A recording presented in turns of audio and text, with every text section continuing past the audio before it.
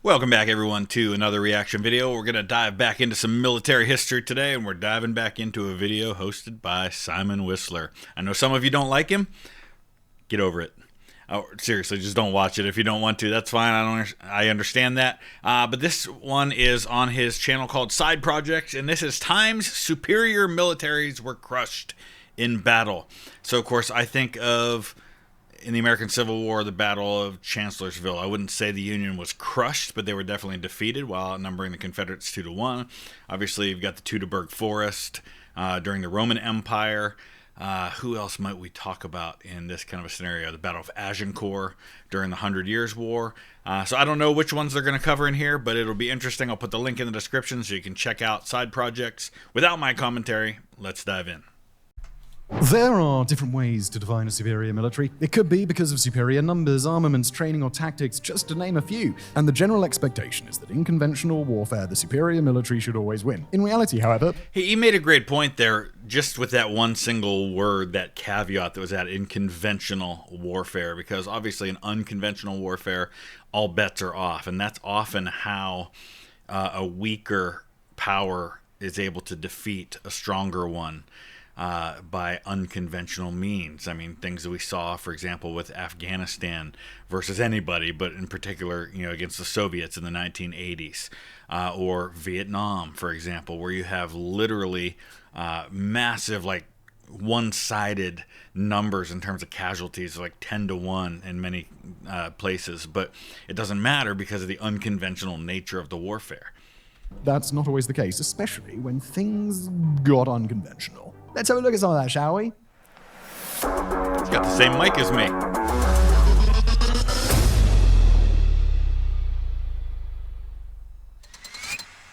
The Battle of Teutoburg Forest. Yep.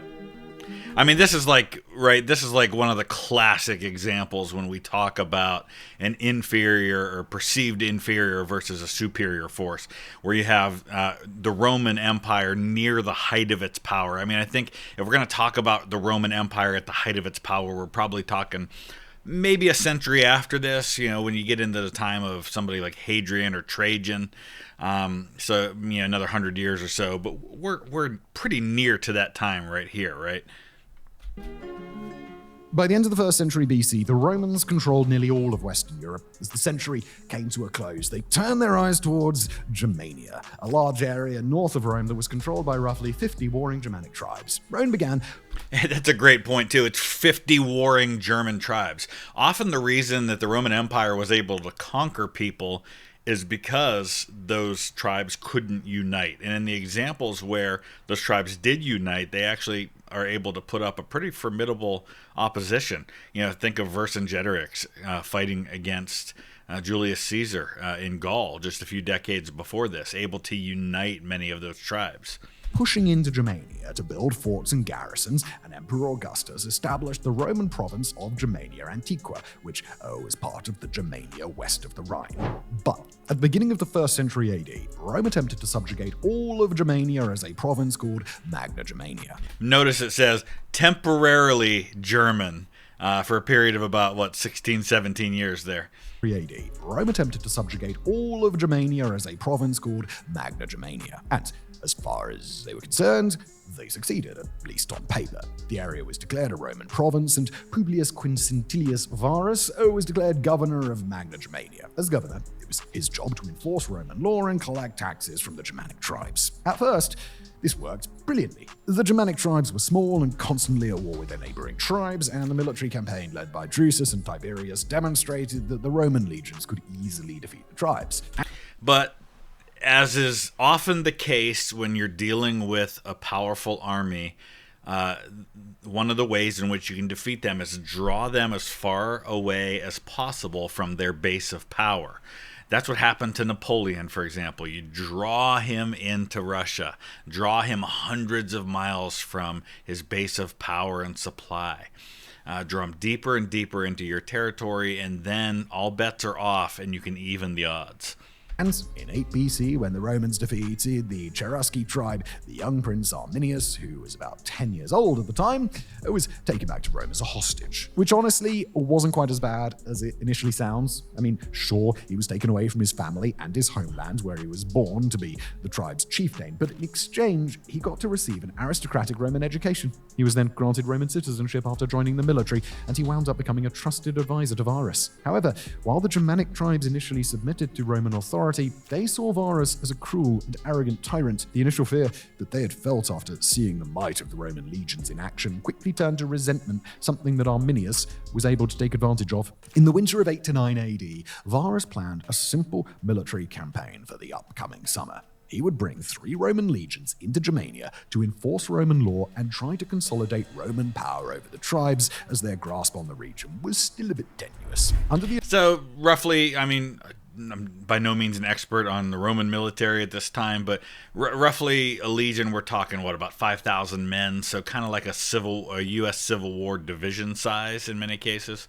Advisement of Arminius, Varus agreed to set up a summer camp in land controlled by the Cherusci tribe, who had been largely pacified. It was meant to be a pretty uneventful campaign, but there was something that Varus hadn't taken into account. The Germanic tribes didn't get along and frequently were at war, but they hated the Romans far more than they hated one another. The enemy of my enemy is my friend. You can often unite people who have so much disagreement if you give them a common enemy. Arminius worked in secret to form a coalition of Germanic tribes who would work together to drive the Romans out of their land. He had suggested that Varus set up the summer camp in the Cherusci tribe's land, partly so that his tribe could spy on the Romans, and partly because it was much further from the winter camp than Varus had originally planned.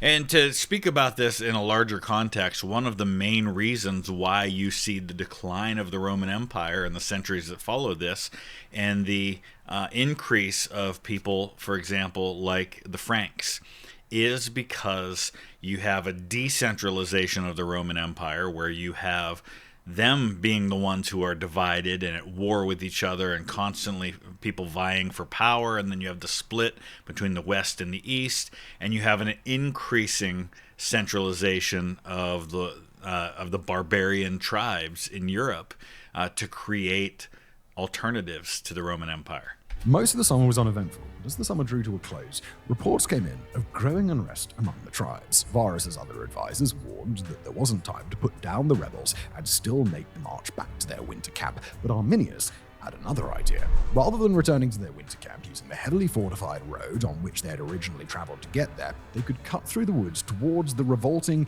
Angrivari tribe. The route was shorter, so it would allow Varus to squash any dissent against the Romans and still make it back to the winter camp before the weather got too bad. In early September of 9 AD, it was time for Varus to make his move. He agreed to follow the plan set forth by Arminius, while Arminius himself said he was going to muster auxiliary troops from the Cherusci tribe, many of whom were loyal to the Romans, and that he would meet up with Varus in a couple of days. In truth, he was going to gather the Angrivari and Bructeri tribes for the ambush of the Romans. The first attack began on the morning of September the 8th. Roman soldiers had significantly better equipment than warriors from the tribes, almost none of whom had armor, and many of whom used repurposed tools as weapons. So I wonder, are those scenes of the Teutoburg Forest battle from that TV? There was a German TV series not too many years ago, wasn't there, about barbarians that I've seen clips of it. Usually they're clips showing the scenes where they're speaking Roman Latin, and I found it really fascinating. You got the Germanics obviously speaking a modern German that wouldn't have been spoken at the time, but it's a really cool kind of to see the separation between the spoken Latin and the German. More than their superior armaments, the main advantage the Romans had in combat was their training and their combat formations. By sending them through the woods on narrow paths, however, Arminius had removed that from the equation. So what you have here is a classic scenario of not playing to your own strengths, and in the Romans' case, by not staying on their fortified road and by not being in a situation where they can stick to their strengths. You've taken away all of the advantages that the Romans have, and you've replaced that with the element of surprise. You've put them in a place where they're strung out. It's perfect if you're a weaker opponent trying to defeat a stronger one. Morning's ambush wasn't a full-scale attack against 3 Roman legions. It was just meant to tire them out a bit so they could damage or steal as much of their supply train as possible. By stealing their food and their tents, it would make them less effective moving forward, as well as damaging morale. Things were made worse when torrential downpours forced them to stop advancing and set up camp. Varus held a war council with his advisors, and they decided to begin a late-night march to try and escape under the cover of darkness. What he didn't realize was that the chosen path was marching their army directly into Arminius's next trap. There was a narrow path between the forest and marshlands through which the Romans could travel, but alongside the... You choose your battlefield carefully. You let them come into your perfect scenario. This is how, for example, you have Sam Houston being able to defeat Santa Anna and defeat him spectacularly at San Jacinto during the Mexican War for Independence. He chose his battlefield perfectly, and that's when he turned and struck. Forest, the Germanic tribes had constructed a wall to provide themselves cover. The tribes ambushed the Romans with javelins and arrows from behind the wall. This was only intended to be the next of many traps Arminius had laid, but it turned out to be the last. Roman soldiers tried to storm the wall, but failed. As the Romans' numbers began to dwindle, the Germanic tribes abandoned their cover and stormed the battlefield. Arminius had assumed that he was planning what would be a long and protracted war against the Romans, but the 3 Roman legions were completely routed. To avoid being captured and presumably executed, Varus and his other commanders ended their own lives by literally falling on their swords. There had been about 22,000 total Roman soldiers at the battle, of whom between 16,000 and 20,000 were killed. Estimates vary for how large the Germanic coalition was, but it's believed to have been roughly the same size. However, despite having equal numbers, the Romans were indisputably the superior military. They were better trained, better equipped, but through clever tactics and espionage, the Germanic tribes were able to completely wipe out the Roman legions while only losing about 5,000 of their own men. But this was more than just a single military defeat. The Battle of Teutoburg Forest, also referred to as the Varus disaster, is considered one of the most important defeats in Roman history and one of the most important events in European history.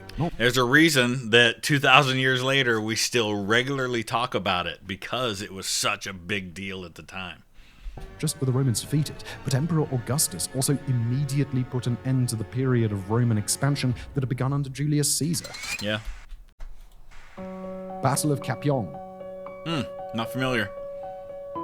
Just Korea had been a Japanese colonial state for much of the early 20th century, but following World War II, it was split along the 38th parallel into Soviet-controlled North Korea and US-controlled South Korea. Within a few years, leaders of each country were put into power and the Soviets and the Americans withdrew. Throughout this time, and in the years that followed, North Korea provided large amounts of material aid to the Chinese communists during the Chinese Civil War. Once Mao Zedong secured victory in China, Kim Il-sung began looking towards unifying Korea into a single, glorious communist nation. There had been some communist uprisings in South Korea in the preceding years, so he believed that South Koreans would welcome an invasion from the north. Talks were had between Kim, Stalin, and Mao, and it was decided that North Korea would launch an invasion with the full military backing of China and the financial and tactical support of the USSR. Even though it was believed that the US didn't really care about Korea, Stalin did not want to risk his troops engaging in open combat with the United States. As it turned out, though, this is all back to the concept of Cold War, right? You know,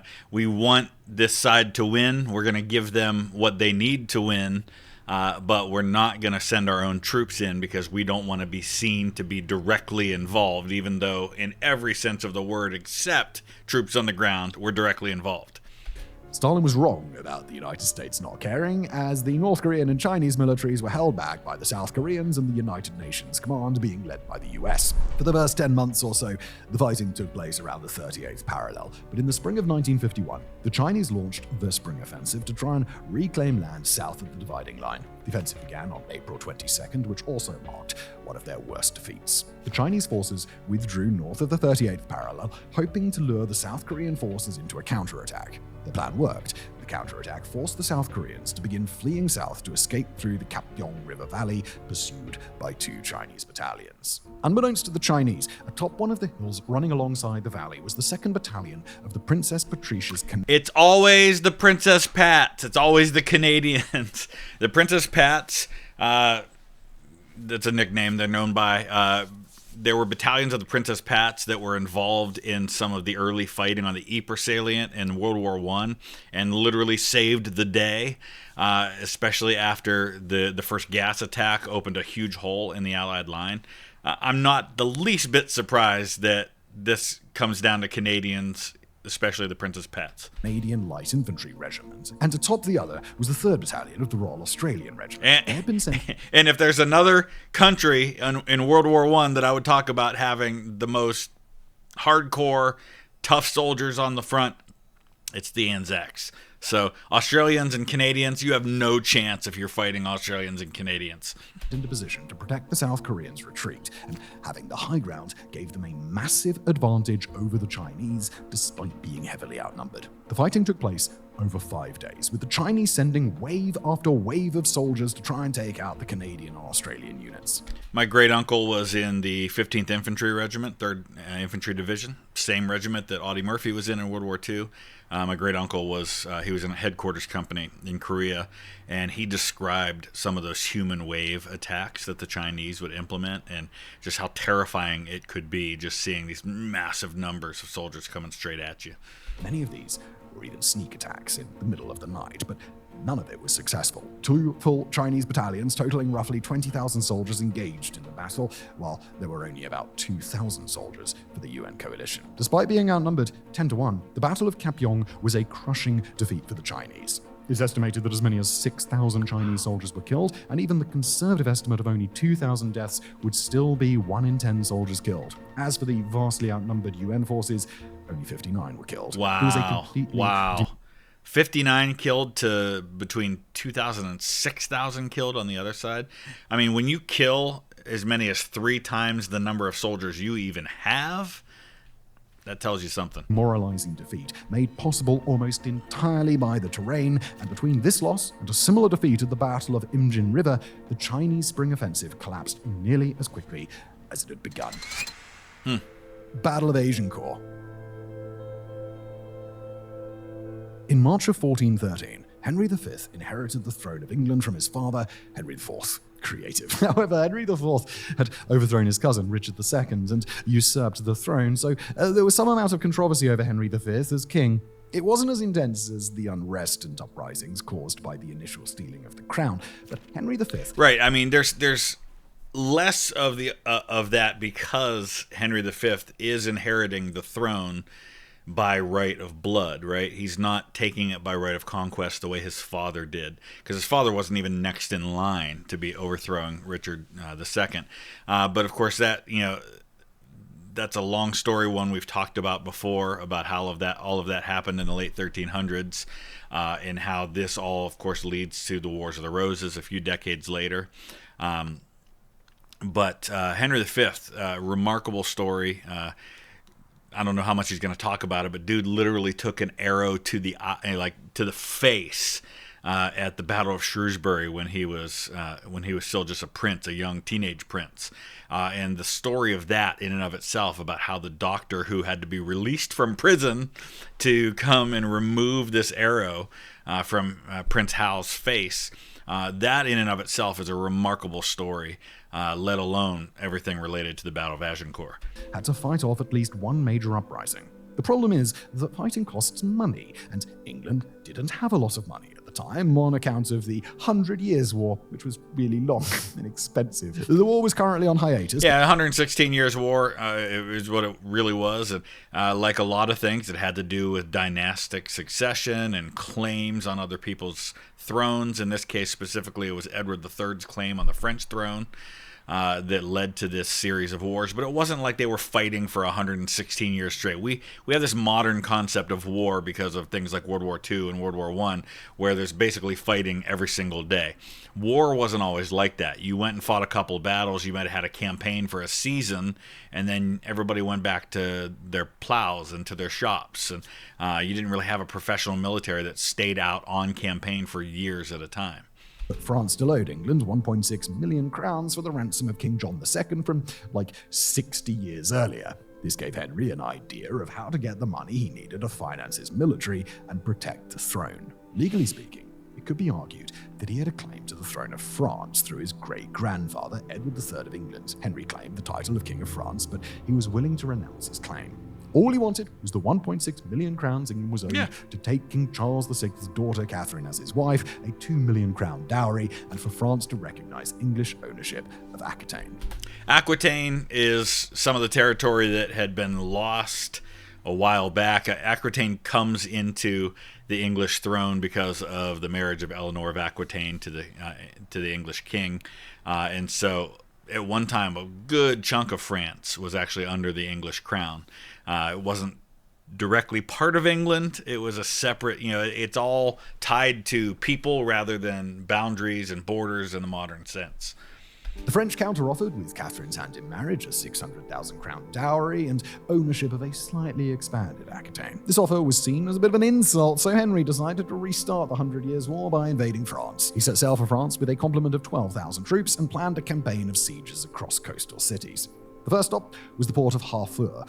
Henry and his army had made landfall on August the 13th, 1415, and he expected Harfleur to fall in a day or two. But he was really wrong about that. Yeah. Soldiers at Harfleur fought back against the English for over a month. Not only were the English fighting against the French, they were also combating a raging case of dysentery that was sweeping through their ranks. On September the 22nd, the French finally surrendered, but by this point, it was almost time to stop fighting. Warring Right, you only have so long. months were determined by the weather, with military engagements restricted mostly to spring and summer. With the weather And not only that, but your ability to get back across the channel. It doesn't sound like a big deal, but look back to 1066.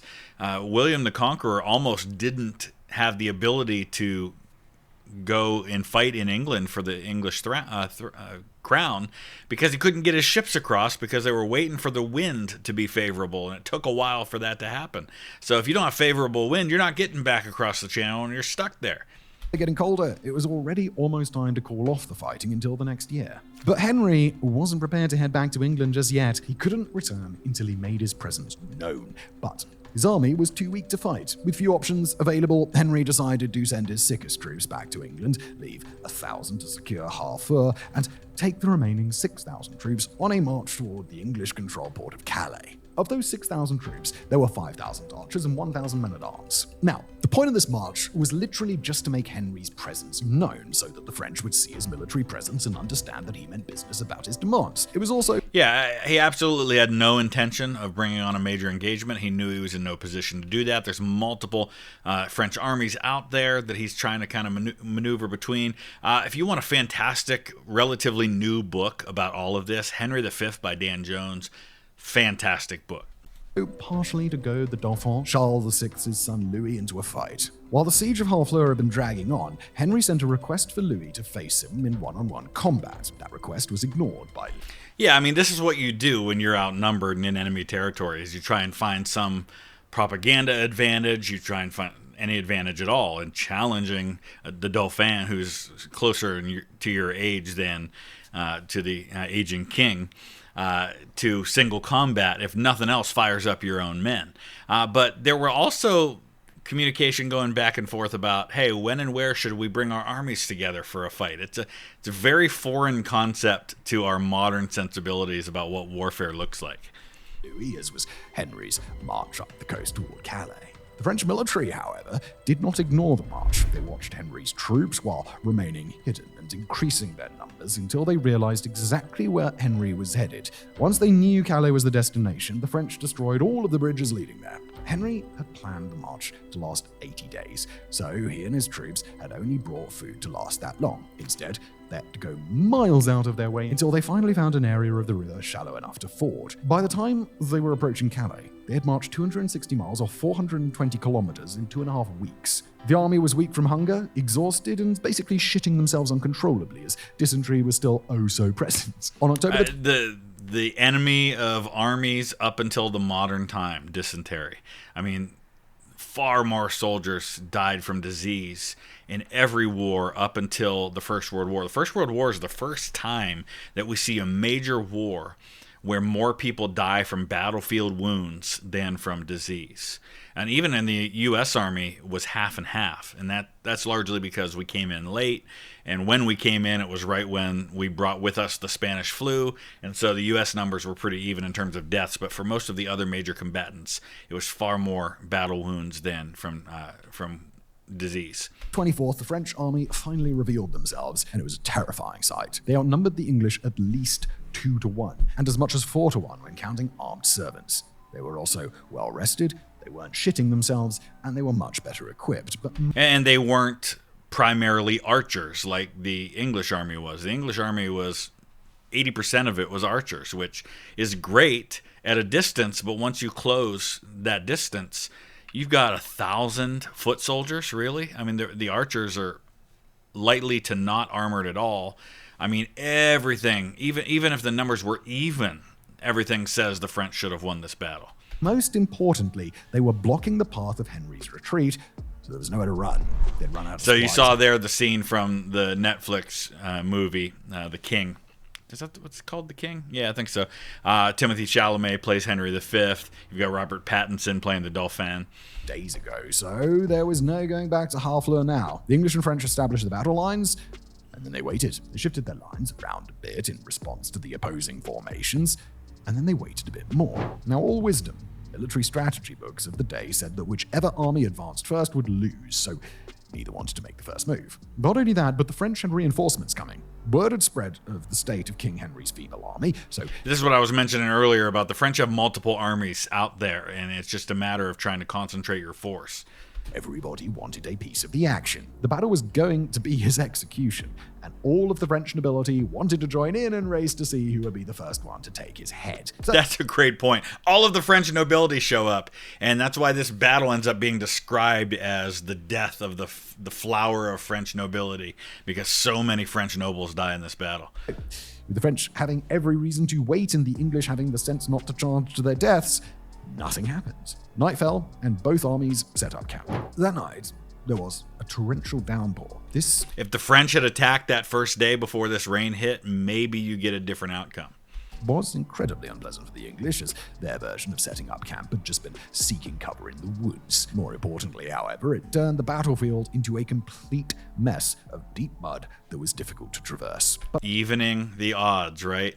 If you've got the advantage in cavalry and foot soldiers in everything except archers, then the mud slows you down and takes away those advantages. If you've got a bunch of archers that are really well-skilled archers, and you're largely in the protection of cover, and you're allowing your enemy to come to you over open, muddy ground, now suddenly this is a big advantage for your side.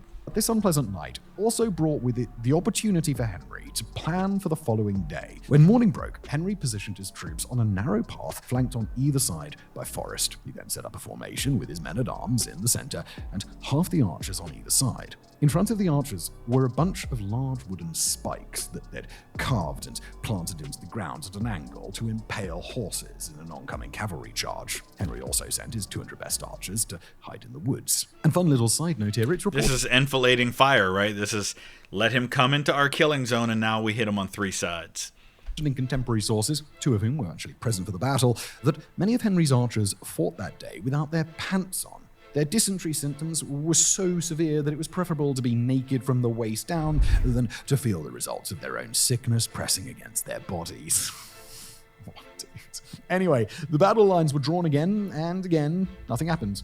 For hours. Once the French began eating their lunch, a luxury the English didn't have, Henry gave the order to advance. The archers uprooted their spikes, and the English army marched forward until they were just 300 yards away from the French. Henry's army was 5/6 archers, and the archers' hands were all too occupied with these spikes to use their bows, so they were completely defenseless as they advanced. But whether it was out of arrogance, bewilderment, or because they wanted to finish their lunch, the French didn't attack. As soon as the spikes were back in the ground protecting the archers, Henry ordered them to fire a volley of arrows. This caught the French completely off guard. Yeah, you've advanced, you've reestablished your defensive perimeter with those spikes to protect yourself, and now you've put yourself in range for your archers. Hadn't expected the English to advance, but once that happened, they expected a charge by the men-at-arms. The French cavalry panicked and launched a disastrous attack against the English forces. Their initial battle plan called for archers in the front with the cavalry in the back to swoop in and overwhelm the English archers. However, the cavalry was filled with lords, dukes, and barons who demanded that they be put on the front lines and have a chance at the glory of slaying King Henry themselves. As the French cavalry charged forward, they quickly encountered multiple problems. The mud was slowing their horses down considerably, and speed was of the essence, since archers could fire off arrows extremely quickly. Traditional tactics would have called for them to outflank the archers, but the surrounding forests made anything but a head-on charge impossible. And any horses that did make it across the mud ran into the spikes, impaling themselves and sending their riders flying. Many of the horses didn't make it that far, though. Horses began fleeing, trampling men-at-arms and fallen cavalry to death as they fled. It was a total and complete rout, and soon the English found themselves with thousands of captives. In fact, they had... So what's amazing about some of these examples, especially things like Teutoburg Forest and Agincourt, is that you not only have the inferior side winning the battle, you have them winning it overwhelmingly to where it's just a complete disaster for the superior side. You have most of the army wiped out at Teutoburg Forest, despite being the more powerful army. You have a huge number of casualties inflicted, especially on the French nobility at Agincourt, to the point where the weaker force ends up not only winning a victory, but winning the kind of victory that leads them to a strategic triumph. Had so many captives that the prisoners outnumbered the army. Henry recognized this as a problem, as the captives might all try to grab abandoned weapons from the battlefield and fight. And because you have another French army out there. And so this is a situation kind of like what you see with like the paratroopers dropping behind enemy lines on D-Day. What are you going to do with prisoners? You're going to have them there as a potential threat for you while you're behind enemy lines? You kind of don't have a choice. Back, so he ordered his troops to execute all but the absolute highest ranking prisoners, those that might fetch a worthwhile ransom. This was partly done to subdue the captives so they wouldn't try to fight back, and partly because there were still several thousand French troops off in the distance who had not yet attacked. Right. By executing thousands of prisoners, Henry could dissuade the attacking force and make them retreat. Of course, most of Henry's army was not interested in killing potentially defenseless prisoners. Only a couple of hundred archers agreed to, though it's unclear how many prisoners were actually executed, since the remainder of the French army had already decided it was time to retreat at that point. In the end, the English only lost 600 troops on the battlefield, while the French lost 6,000 among those. Again, this is a scenario where you inflict as many casualties on the enemy as you had men in your army to begin with. Were between 90 and 120 lords, 3 dukes, 9 counts, a viscount, that is insanity. That part. I know that, one life is not in our minds more valuable than another, but to this time and place in feudal Europe, this was an absolute bloodbath of French nobility. As well as over 3,000 knights. An archbishop like the church, dude. Not only had the French suffered a seemingly impossible tactical defeat, but their arrogance in fighting for the honor of killing Henry absolutely crippled the French nobility. It took decades for France to recover from these losses, though hopefully the English didn't take nearly as long to recover from their dysentery. Yeah, no kidding. So yeah, that was good. It was interesting. What battles would you add? I would add Chancellorsville to that. Obviously, it wasn't as devastating to the Union Army, who were actually still in pretty good spirits and come back with a great victory at Gettysburg a couple months later. But still, a defeat of a much larger force by a smaller one. Give me some other examples. Use the comment section below. Thanks for watching.